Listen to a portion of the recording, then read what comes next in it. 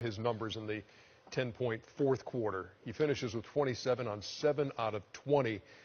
But, I mean, you look at that team is just, they just keep on coming at you. And a guy like Festus Ezeli, who didn't play in game one, played a minute and 20 seconds in this game before the fourth quarter. Then he comes up with 8 points and a block and 6 rebounds in the fourth quarter. You know, Draymond did a great job. I think all those points were on lobs. All his field goals were on lobs. But, you know, Ernie, let's get back to this Steph Curry situation. You know, I don't think I can play him because, number one, scrimmaging is not the same as playing against Damian Lillard and C.J. McCollum. I just would wait until they lost a game. If we're up 2-0, like I say, because you can do all the stuff that you want to in practice. He's probably not like he's gonna go up and down the floor like it's a game 7 in practice. But to go out and try to guard a C.J. McCollum or a Damian Lillard just off cold turkey, I think that's a lot to ask of anybody. Not only that, Ernie, when you're talking about an MCL sprain, you know, rehab is all about going straight. You ride the bike straight, you swim in the pool straight. But when you're dealing with that MCL, then you try to come out, play a game. Now you got to start doing that lateral movement. So, going off picks, banging knees together. Portland was shooting 50% through 3 quarters, held to 26% shooting in the fourth quarter in that 34-12 Golden State onslaught. Now, what were you about to say?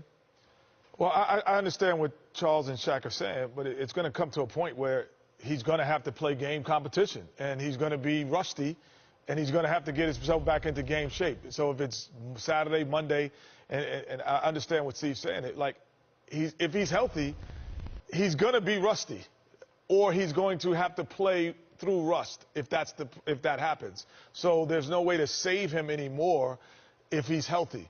Get him on the floor. We're not going to win a championship with him or without him. Without him, rather. So we have to try to do it with him. But if he's healthy, he's going to have to eventually be thrown to the fire. How about Portland's side of this, Shaq? Here you are leading by double digits a lot of this game, double-digit lead going to the fourth quarter, and a chance to steal the home court, go back to your place, tough place to play, and it slips away from you. You know, they had them. You know, Chuck makes a great point. You know, a lot of times when players, and, you know, we were probably guilty of this, you take tough shots and you make them. Now that's part of your steady diet. But, you know, in the playoffs, especially in the fourth quarter, you got to sometimes slow down and get a real good shot, especially when you have a team up like, you know, Golden State in double digits.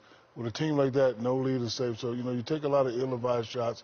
Golden State get the rebound, they get out on the break. Draymond does what he does, gets the crowd back into the game, gets everybody in the game. They had this game. They let it slip away. They got to take smarter shots and be able to score in the fourth quarter. And 5 turnovers in the fourth quarter, too. Right when Golden State was making that run, they had some empty possessions. But that's the problem, Ernie. When you got a lead and you take bad shots on the road, especially when you're playing those guys, it's like throwing gasoline on a fire. And that's what happened. Sometimes you have to be smarter as a player. And first of all, CJ and Damian make tough shots. But you have to know the time and the score. You're up 10, you're up 6, you're up 3 or 4, and you're still taking those tough shots. And at this point, the house is on fire. And you got to, you can't make those tough shots. Damian, as great as he is, he didn't score in the fourth quarter. And the other part about it is they're such a perimeter team that they're not a great offensive rebounding team. A lot of times when you're driving to the basket, you can get offensive rebounds, tip-ins. But on long jump shots missed, you don't get that many offensive rebounds. And so I'm not sure. They got out rebounded tonight again, 48-39.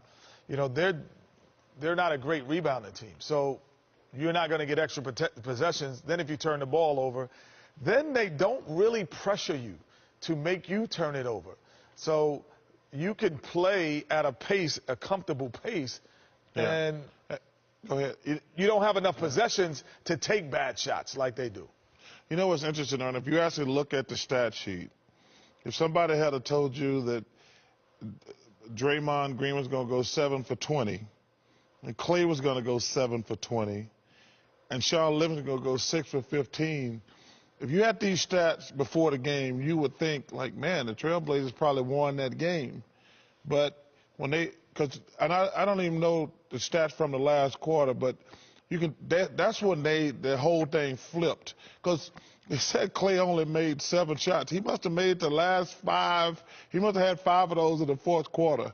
Because that's when the game was decided by him, Draymond, and Festus Ezeli. And Golden State bench outscores them 35-21. Iguodala had 15 of those, and of course Ezeli with his 8 in the fourth quarter.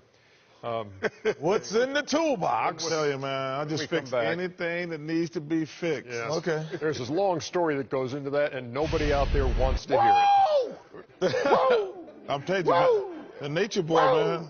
I love you, nature boy.